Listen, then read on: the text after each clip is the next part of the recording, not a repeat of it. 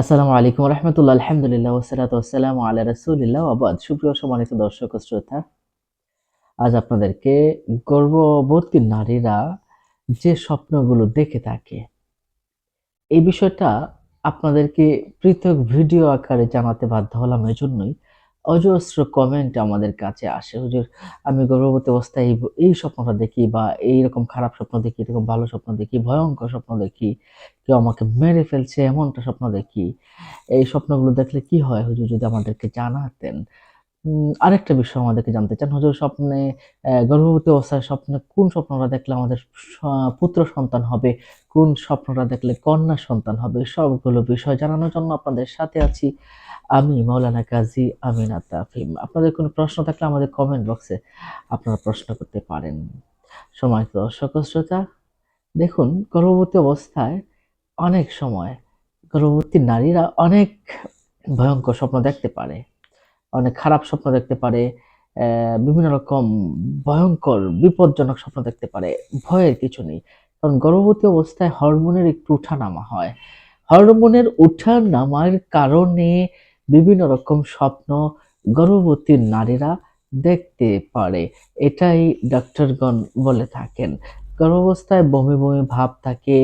গর্ভাবস্থায় মানু স্ত্রীদের শরীরে হরমোনের উঠা-নামা করে একটা অস্থির ভাব থাকে।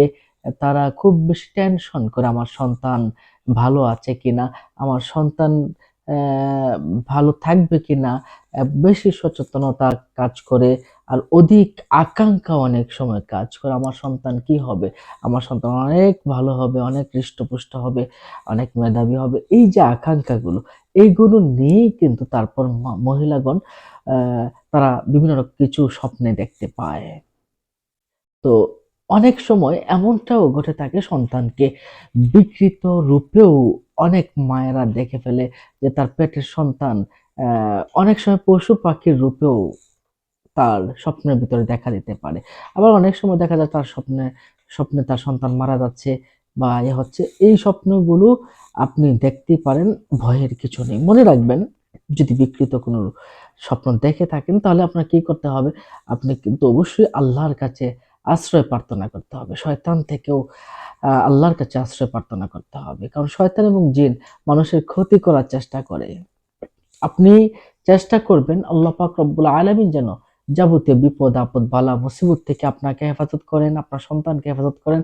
এজন্য আপনি বাম দিকে ৩ বার থুতু ফেলবেন, আল্লাহর কাছে দোয়া চাবেন।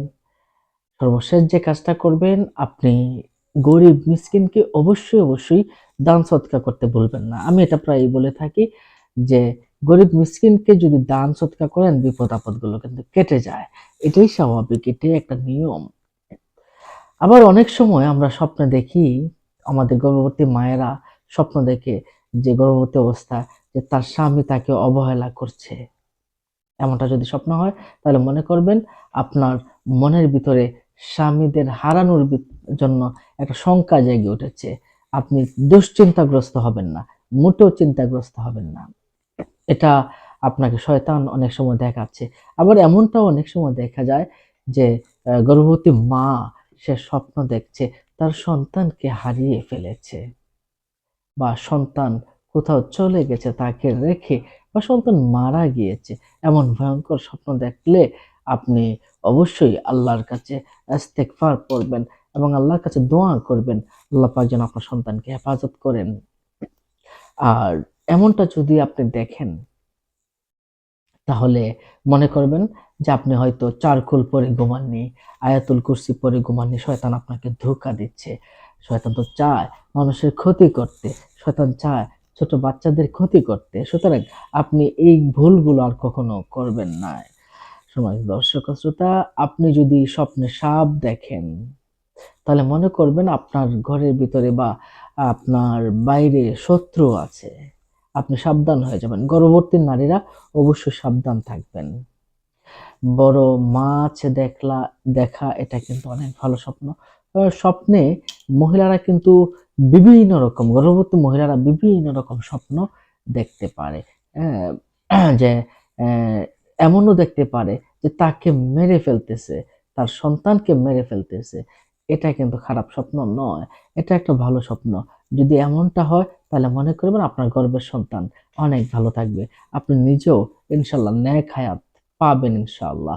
আর যদি দেখেন আপনি কাউকে মারছেন তাহলে তো একটু সমস্যা। আপনি কাউকে মারতে দেখা এটা ভালো স্বপ্ন নয়। সম্মানিত দর্শক ও শ্রোতা, যদি এমনটা স্বপ্ন দেখেন উপর থেকে পড়ে যাচ্ছেন নিচে, সাবধান হয়ে যাবেন, আগুন লেগে গেছে, এমনটা যদি স্বপ্ন দেখেন তাহলে আপনি একটু সাবধান হয়ে যাবেন।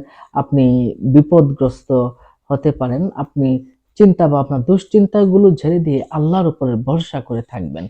এবং ওই যে বললাম, আপনি আল্লাহর কাছে আশ্রয় চাবেন, দান সদকা করবেন, আল্লাহর কাছে দোয়া করবেন, আল্লাহ যেন খারাপ স্বপ্ন থেকে আল্লাহ হেফাজত করেন, খারাপ স্বপ্নের প্রভাব থেকে আল্লাহ যেন হেফাজত করেন। এই দোয়াগুলো করলে কিন্তু আল্লাহ পাক আপনাকে ক্ষমা করবেন। তাহলে নিশ্চয়ই বুঝতে পারছেন আপনি কি কি স্বপ্ন দেখতে পারছেন। হ্যাঁ, অথবা কুকুর যদি আপনাকে দৌড়াতে দেখেন, সাবধান হয়ে যাবেন। কুকুর যদি আপনাকে দৌড়ায়, গর্ভবতী কোনো মা যদি দেখে কুকুর দৌড়াচ্ছে, তাহলে মনে করবেন জিন পরি আপনার খুব কাছাকাছি চলে এসেছে। আপনি একটু সাবধান থাকবেন। আপনি আশ্রয় চাবেন আল্লাহর কাছে।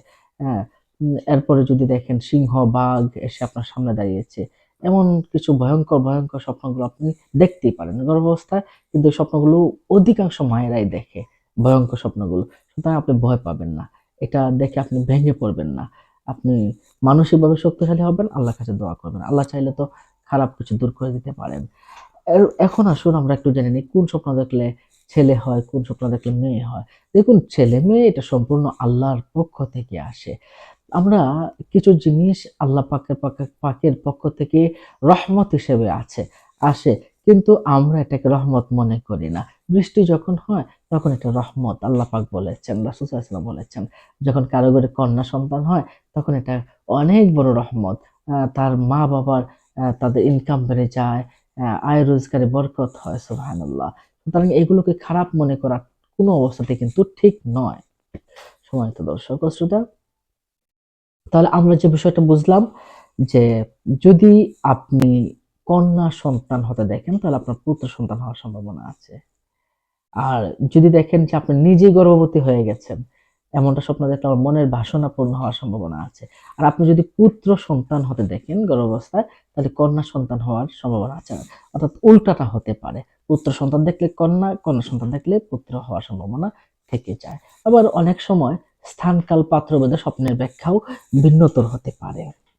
যদি আপনি দেখেন স্বপ্নে সাপ যদি দেখেন তাহলে মনে করতে পারেন আপনার সন্তান ছেলে সন্তান হওয়ার সম্ভাবনা আছে। বড় মাছ যদি আপনি দেখেন তাহলে ছেলে সন্তান হওয়ার সম্ভাবনা আছে। চাঁদ যদি দেখেন ছেলে সন্তান হওয়ার সম্ভাবনা আছে।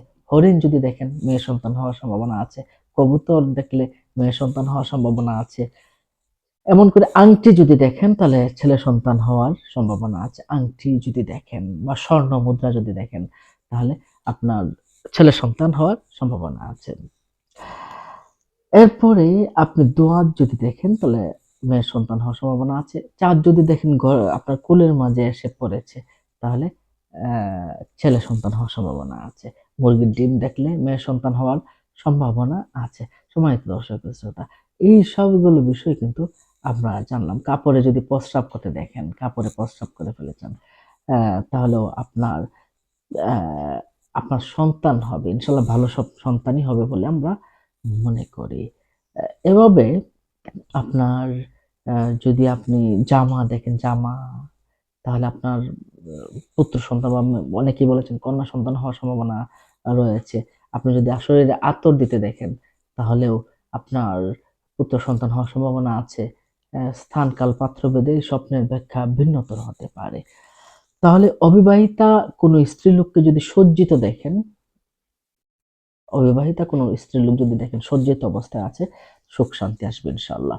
আর এমনটা যদি দেখেন আগুন দ্বারা কোনো কিছু রান্না করছেন, তাহলে মনের বাসনা ইনশাআল্লাহ পূর্ণ হবে।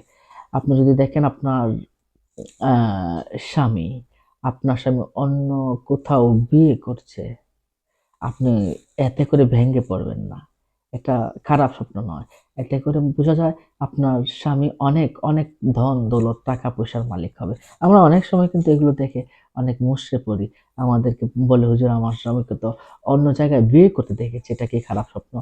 আমি বলি, "না, না। এটা মোটেও খারাপ স্বপ্ন নয়। বরঞ্চ অনেক ভালো স্বপ্ন। আপনার স্বামী অনেক টাকা-পয়সার অধিকারী হবে ইনশাআল্লাহ। সম্মানিত দর্শক শ্রোতা, আপনার কোনো প্রশ্ন থাকলে আমাদের কমেন্ট বক্সে প্রশ্ন করতে পারেন। ইনশাআল্লাহ আমরা কমেন্টে অথবা ভিডিও আকারে প্রশ্ন উত্তর দেওয়ার চেষ্টা করব ইনশাআল্লাহু তাআলা।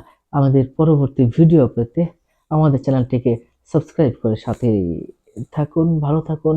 আসসালামু আলাইকুম ওয়া রাহমাতুল্লাহি ওয়া বারাকাতুহু।